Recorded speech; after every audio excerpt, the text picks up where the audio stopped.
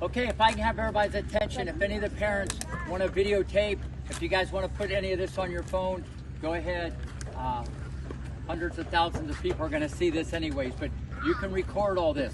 Now, there's still a few people up there, and you guys pay attention. A lot of you, you want help. You want people to tell you what to do. Okay, when I talk to you guys, this is like gold, okay? I've been there, done that. I've helped build it. I've helped mold it, okay? I've seen it go this way, and that way. So pay attention. So you guys have to listen. One word, okay, or one sentence that I say, or one story that I tell could change your whole tennis game. And more importantly, it could change your whole life. The way you look at school, the way you treat other people, the way you do a lot of different things. There's more to this than forehand, backhand, serve, volley, lob, overhead, slice, drop shot. Okay, so what I want to talk about today, even though we've talked about a lot of stuff all summer, and I got more stories than anybody, and I'll do some technical things later on in the week, but today I'm going to kind of open it up, and you guys can just say the first thing that comes to your mind. What I want to do is talk about a guy, I don't know if you've heard of him, named Carlos Alcaraz, okay? That's what I want to talk about. So, when I say his name, okay, and whatever you say, it's your opinion, because your opinion is right, because it's your opinion, okay? What's the first thing, if anybody wants to chime in, what's the first thing you think of when you think of Alcaraz? Say whatever. Explosive. What? Backhand. No, best attitude. What? Hunger? What'd she say? Okay. Louder. Determined. Anything else? Huh? Okay. Anything else? You guys, don't be go ahead. Fastest. Okay. Listen, I want everybody to understand everything you guys said is true, okay? Because it's your opinion, all right? Let me just back the truck up, okay? Because this starts long ago. And everybody, some of you aren't paying attention. You're hearing me, but you're not listening, okay? I always tell everybody, and I've done this for a long, long time, if there was someone at the mountaintop, okay, whether it be Serena or Alcaraz or whatever, people that are there, the best way to get smarter is you got to look at people that are there. Okay, don't look at another 12-year-old or a 6-year-old. Look at someone there. How they walk, how they talk, maybe how they hit the ball. You got, some of you aren't listening, okay? You guys got to look at greatness and say, you know what? I'm going to imitate that. And that's kind of what Iga did. She wanted to imitate Rafa, okay? And she's kind of like a female Rafa, just with her mindset, and all that. But going back to Alcaraz, everybody listen. The number one thing that makes this thing go like the world of tennis has never seen, and that's nothing against Federer, Nadal, Djokovic, anybody before them, barring injury, okay? The world of tennis has never seen anything like this young man, okay? And I said this 3 years ago when he wasn't Alcaraz yet. I could see what was coming, okay, just by all the boxes that he checked, not only as a player, but more importantly, as a person. Number one, everybody listen, what makes this all possible? He loves to play. He loves to play. He loves the competition. Anybody, anytime, anywhere. He is all about the battle. He's all about the battle, okay? His thirst for competition is like no other. Sure, there's everybody else who's been great, but that's the cornerstone.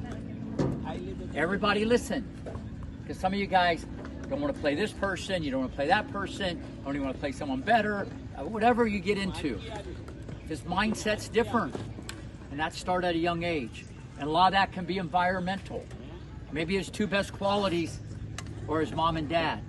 Because the next thing is, he has gratitude. Everybody listen. He has appreciation, okay? He respects the game.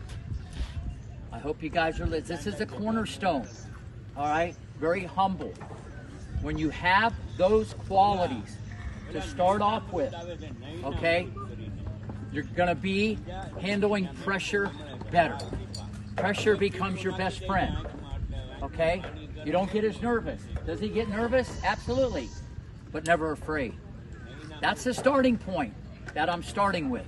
But when we look at stuff, and all of you are right, just like when I analyze a player, you're going to go, he has turbo speed, okay? He's like a jet. Now, there's a lot of guys fast, and they work at McDonald's, okay? Nothing against McDonald's, okay? But all I'm saying is, that's another part of the package. Then the technical part, okay? Just watch. Good preparation, racket on the hitting side. Good preparation, racket on the hitting side. That's another part of the package.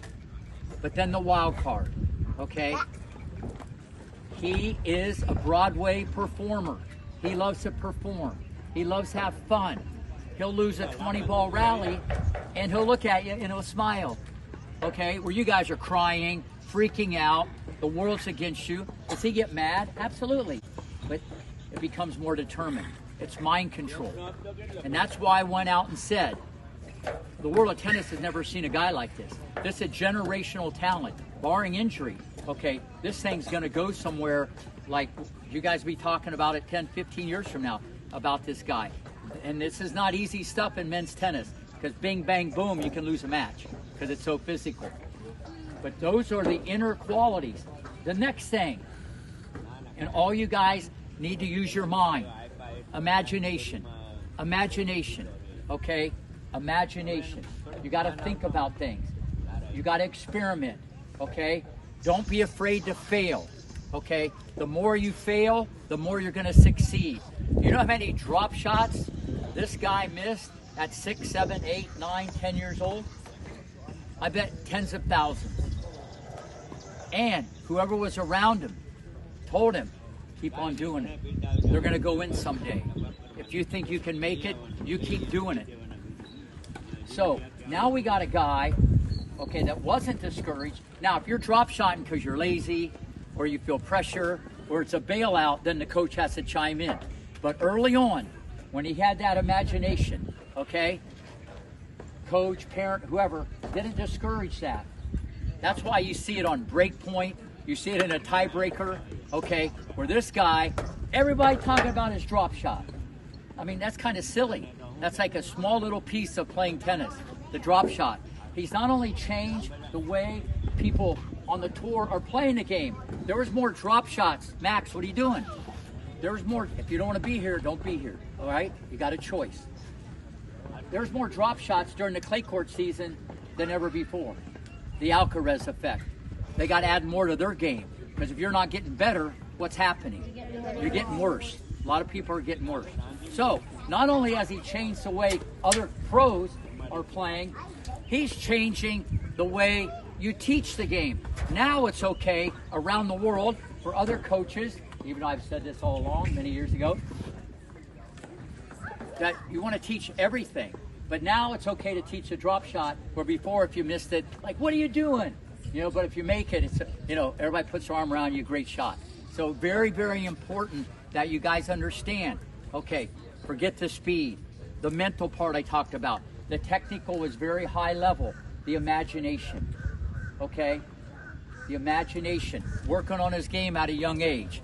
You cannot be afraid to fail. I told you guys this many times. I've never had a player ever miss more swing volleys than VW, the great Venus Williams. I've never had a player come in, arms going one way, legs going the other, beads flying off her head, and hit more balls off that fence. Well, not that fence, another fence. Never. And I've never seen a player in pro tennis make more swing volleys the minute that ball's in the air than VW. But you guys missed one ball at the net. I ain't coming there anymore. I'm not coming in the rest of the month, especially a lot of you girls, okay? You got to get uncomfortable to get comfortable. But back to Alcaraz, the number one thing, the positivity in this young man.